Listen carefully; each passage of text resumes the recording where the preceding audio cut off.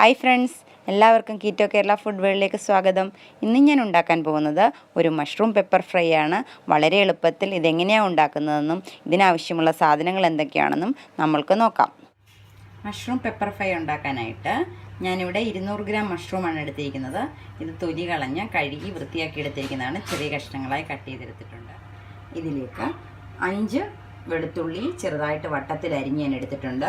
ഒരു സവാളയുടെ പകുതി നീളത്തിൽ അരിഞ്ഞെടുത്തിട്ടുണ്ട്. ഒരു ചെറിയ പീസ് ക്യാപ്സിക്കം ഞാനിവിടെ കട്ട് ചെയ്തെടുത്തിട്ടുണ്ട്. ക്യാപ്സിക്കം ഇട്ടില്ലെങ്കിലും കുഴപ്പമില്ല, ഉണ്ടെങ്കിൽ നിങ്ങൾക്ക് ഇതുപോലെ കട്ട് ചെയ്തെടുക്കാം. ഒരു പച്ചമുളക് 2ആയിട്ട് കീറിയെടുത്തത്, കുറച്ച് കറിവേപ്പില, 1/2 ടേബിൾ സ്പൂൺ കുരുമുളക് പൊടി, ആവശ്യത്തിന് ഉപ്പ്. ചൂടായ പാനിലേക്ക് 2 ടേബിൾ സ്പൂൺ വെളിച്ചെണ്ണ ഒഴിച്ചു കൊടുക്കുകയാണ്.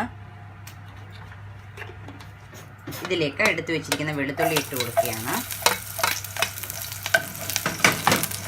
പിന്നെ നമുക്ക് സവാള ഇട്ട് കൊടുക്കാം. കുറച്ച് ഉപ്പിട്ട് കൊടുക്കാം.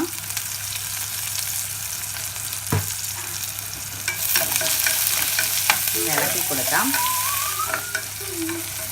സവാള ഒന്ന് വഴണ്ട് വന്നാൽ മതി, കളറൊന്നും മാറണ്ട. ഇതിലേക്ക് നമുക്ക് എടുത്ത് വെച്ചിരിക്കുന്ന ക്യാപ്സിക്കം കൂടെ ഇട്ട് കൊടുക്കാം.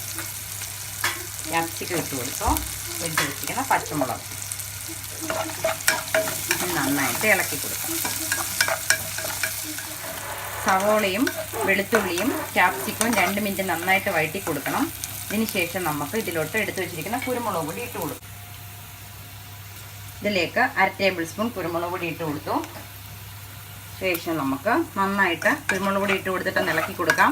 ഇനി ഇതിലേക്ക് നമുക്ക് എടുത്തു വെച്ചിരിക്കുന്ന മഷ്റൂം ഇട്ട് കൊടുക്കുകയാണ്. മഷ്റൂം നന്നായിട്ട് ഇളക്കി കൊടുക്കാം. കുരുമുളക് മഷ്റൂമിനകത്തെല്ലാം കവറാകണം. നന്നായിട്ടൊന്ന് ഇളക്കി കൊടുക്കണം. ഉപ്പ് നമ്മൾ ഓൾറെഡി ഇട്ടിട്ടുണ്ട്, ലാസ്റ്റിൽ വേണമെങ്കിൽ ഇട്ടാൽ മതി. ഇനി നമുക്ക് ഇതൊരു മൂടി കൊണ്ട് അടച്ചു വെച്ച് വേവിക്കാം. ഇതിനകത്ത് ഞാൻ വെള്ളം ഒഴിക്കുന്നില്ല, ഒന്ന് അടച്ചു വെച്ച് വേവിക്കാം. മഷ്റൂമിൻ്റെ വെള്ളമൊക്കെ ഇറങ്ങിയിട്ടുണ്ട് ഏകദേശം.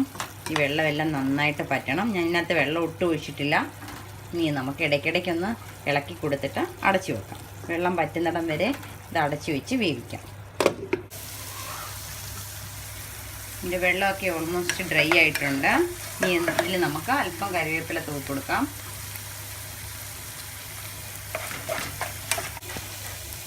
മഷ്റൂം പെപ്പർ ഫ്രൈ ഇവിടെ റെഡി ആയിട്ടുണ്ട്. ഇനി ഞാനൊരു സർവിംഗ് ബൗളിലോട്ട് മാറ്റാൻ പോവുകയാണ്. മഷ്റൂം പെപ്പർ ഫ്രൈ വളരെ എളുപ്പത്തിൽ ഇവിടെ ഉണ്ടാക്കിയെടുത്തിട്ടുണ്ട്.